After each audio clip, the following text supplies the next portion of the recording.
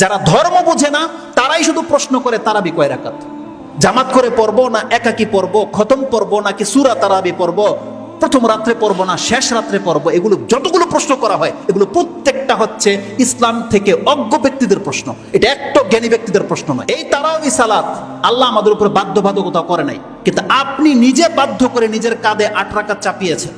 আপনি নিজে বাধ্য করে আপনার ঘরে আপনি 20 রাকাত চাপিয়েছেন, এটা আল্লাহ আপনার উপরে চাপায়নি।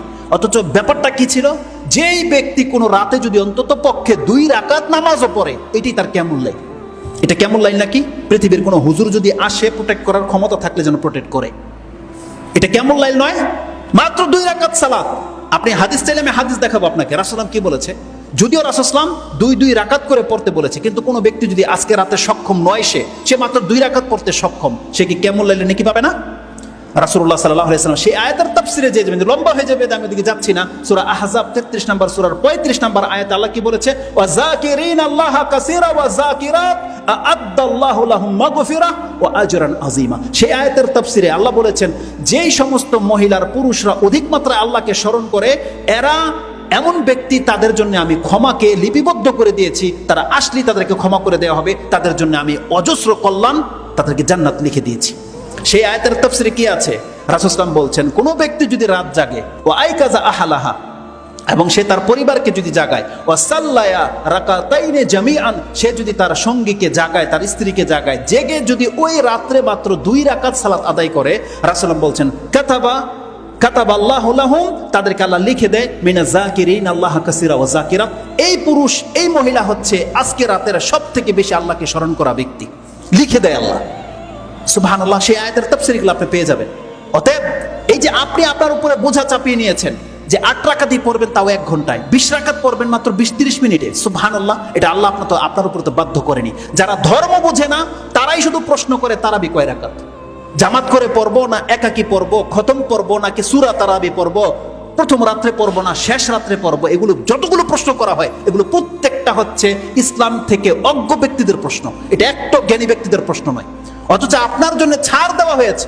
রাসূলুল্লাহ সাল্লাল্লাহু আলাইহি ওয়াসাল্লাম বলছেন, মান কামা রামাদানান ঈমানান ওয়া ইহতিসাবান গুফিরা লাহু মা তাকাদ্দামা মিন যামবি, যেই ব্যক্তি রমজান মাসের কিয়াম করবে, তার অতীতের সমস্ত গুনাহ মাফ করে দেওয়া হবে, যদি সে আল্লাহর কাছে নেকির আশায় পড়ে থাকে।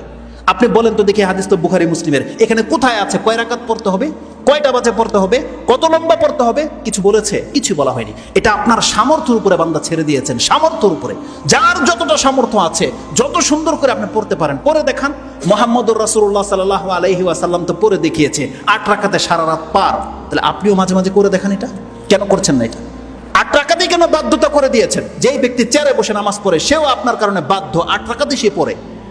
যেই ব্যক্তি বাচ্চা মহিলা, সেও আপনার কারণে বাধ্য হয়ে গেছে, সেও 8 রাকাতেই পড়তেছে, 20 রাকাত পড়তেছে। কেন করেছেন? এটা পরিস্থিতির উপর নির্ভর করেন। মাঝে মাঝে লম্বা করে দেন, 2 রাকাত, ঘন্টা পার করে দেন। মাঝে মাঝে 4 রাকাত দিয়ে 2 ঘন্টা পার করে দেন। মাঝে মাঝে 6 রাকাত পড়েন। আপনার ওই 8 রাকাতেই সুন্নত, এটাই বা সাব্যস্ত করতে কে বললো? অথচ হাদিসে তো স্পষ্ট আছে, রাসূল সাল্লাল্লাহু আলাইহি ওয়াসাল্লাম কোন রাতে 2 রাকাতও পড়েছেন, 4 রাকাতও পড়েছেন, 6ও পড়েছেন, 8ও পড়েছেন, 10ও পড়েছেন, 13 পর্যন্ত প্রমাণ আছে। ওটা হচ্ছে সীমা, কিন্তু আপনাকে তো ওটা বেঁধে দেয়নি আল্লাহ সুবহানাহু ওয়া তাআলা এবং তার রাসূল। আর সেটাকে টেনে আবার 20 রাকাত করা হয়েছে, তাও আবার 20 মিনিটে। এগুলো ইসলামের সাথে তামসা করা ছাড়া কিছুই নয়। ছোট মুখে আমি অনেকগুলো কথা বলে দিলাম, জাস্ট আপনাকে রিয়েলাইজ করার জন্য, বোঝার জন্য। দেখেন বান্দা, এটা আপনার জন্য নফল, আর এমন নফল যেটা অন্য মাসে এই নেকি আপনাকে দিতে পারবে না। 11 মাস যদি কেউ তাহাজ্জুদ বা তারাবি পড়ে, সেই মর্যাদা পাবে না যেই মর্যাদা তার এই রমজানের 1 মাসে রেখে দেওয়া হয়েছে। আল্লাহ যেন আমাদেরকে বোঝার এবং সে অনুযায়ী আমল করার তৌফিক দান করে। আকুলু লিকাউলি হাযা আস্তাগফিরুল্লাহ লি ওয়া লাকুম ওয়া লিসাইরিল মুসলিমিন ফাস্তাগফিরু ইন্নাহু হুয়াল গফুরুর রহিম।